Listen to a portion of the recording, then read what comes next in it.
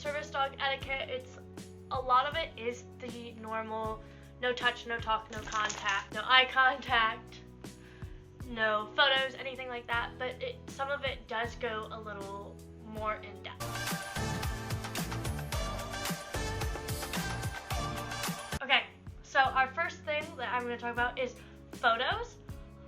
So photos, the way I've always had it explained to me and how I've explained it to others that really makes it click is if you saw a decorated wheelchair and wanted to take its picture, would you just pick your phone up and snap the picture, or would that feel without asking? Granted, if you ask and the person's like, oh yeah, sure, that's a whole different story. The issue with taking a picture of a service dog is he's technically medical equipment. So him being photographed like he's entertainment for you, which I get it, he's adorable. Sometimes he has his goggles on, he has his Crocs on. Sometimes he looks like a whole mess. Like, he's adorable. But that doesn't make it okay to just randomly take pictures of somebody else's medical equipment. Because let's be so for real, that's weird. Another thing that we will never be doing with Weller is allowing people to take photos with him like he is a mascot, posing next to him, taking a selfie. You can take pictures of him with permission, but we are not going to be doing any mascot. So next, do not feed a service dog. Now, if the handler hands you a snack, like a treat or something, and says, here, do you want to feed this to him? By all means. This is a problem that I've had every once in a while is people will chase him, trying to get him to take a French fry out of their hand. You don't know my dog. You don't know what will upset his stomach. Do not feed him food. Unless I give you something out of my treat pouch and say, here, you can give this to him, do not feed my dog. Weller has a really sensitive stomach. Weller cannot just change foods. He likes to think he can, but he can't. And there's some dog food that he can't eat. There's some people food that is poisonous to dogs or upsets his stomach. And not a lot of people know what a dog can and cannot eat. So it's just good rule of thumb, don't feed the dog. Don't feed the dog anything just off your plate. It's not your dog, not your rule. So I know talking to a service dog handler and telling them how good their dog is, asking them questions, that's great. Feel free to talk to them. I love hearing, oh my god, he's so well behaved, he's so perfect. I love hearing things like that. It makes me actually like really happy to hear people be like, oh, your dog's so nice, like he's so well behaved. I'm like, thanks, I changed myself. I love hearing stuff like that.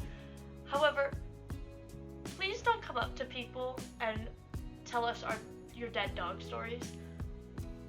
I hear so many hamster death stories about a dog that looks coincidentally just like mine. I don't need to hear about the horrific way that your dog died. Which is not even a thing that I thought people shared until I got a service dog. Like, I could walk out with my family's dog and they're like, aw, he's so cute. I'm like, thanks. But I got a service dog and people see him in a grocery store and they go, you know what that lady needs? A dead dog story. No, I don't. No, I don't. Please stop telling me your dead dog stories. Another thing not to say is, well, you don't look disabled. Why do you have one? Guys, invisible disabilities exist. And just because they're invisible does not mean they're not real. Like POTS, PTSD, hearing. You can't really tell by looking at somebody if they're blind or partially blind.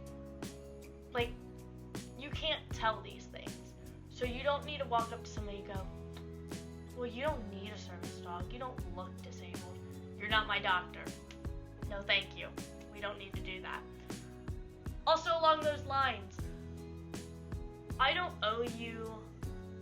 Don't come up to people and go, well, what's wrong with you? Any form of that question. It's rude. It's not polite. Really, the question, what's wrong with you, is nothing to ask. It is extremely hurtful.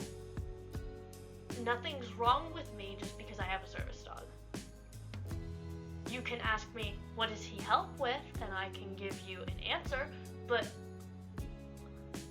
I have walked away from several people that have looked at me and went, what's wrong with you?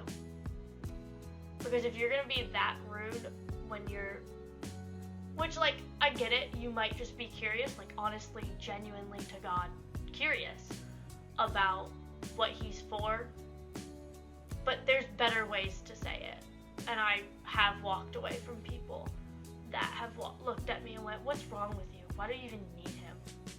You don't have to tell people anything. If you don't want to tell somebody why you have a service dog, you can just say, like, I always just say, oh, he's medical alert and response. Usually that's clear enough so that people are happy with that answer, but vague enough that I'm not sitting here going, well, this is wrong with me, and this is wrong with me, and this is wrong with me. Oh, and also this.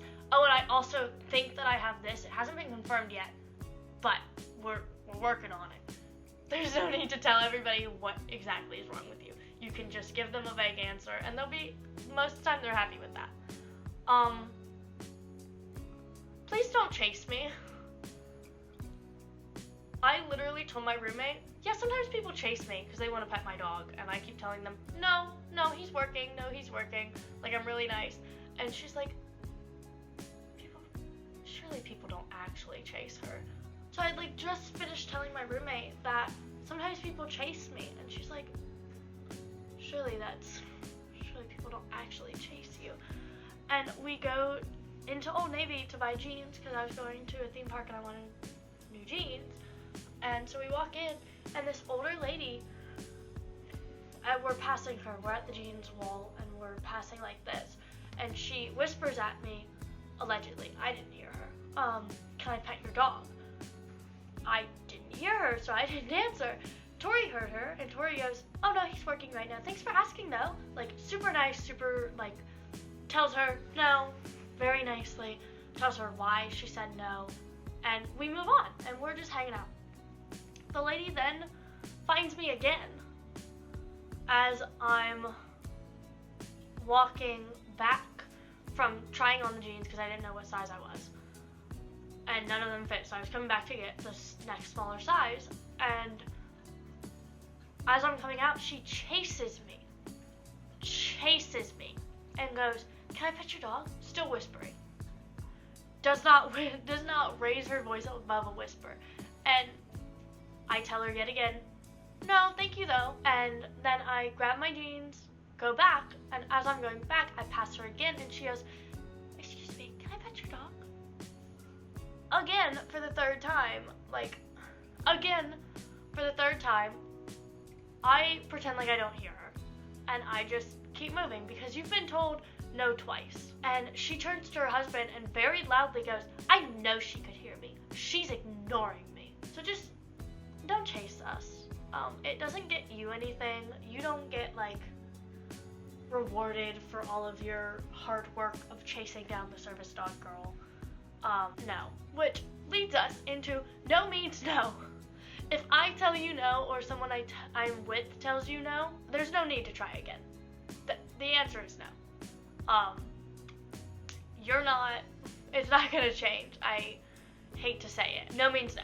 We learned that in, like, kindergarten, so let's practice that in the real world. Another thing is, when you're talking to us, talk to me. I am the person, I speak English, I understand what you're saying, I can talk back. There's no need to talk to the dog. There's also no need to get down on the dog's level and talk to me. I had a lady do that, I think literally yesterday. But she quite literally, like, she was very clearly talking to me. She wasn't talking in a baby voice. She just got down in Weller's face and started talking to me. And so just don't do that. Distracting a service dog is actually a crime, and if you do that, handlers can actually press charges on you. If I have to keep telling you, stop talking to my dog, then you are knowingly distracting a service animal at that point, and that is a crime. You can't do that. They have a very important job to do, so let them do their job, please. I promise, you will be okay if you don't interact with them for 2 seconds. I promise everything will be okay.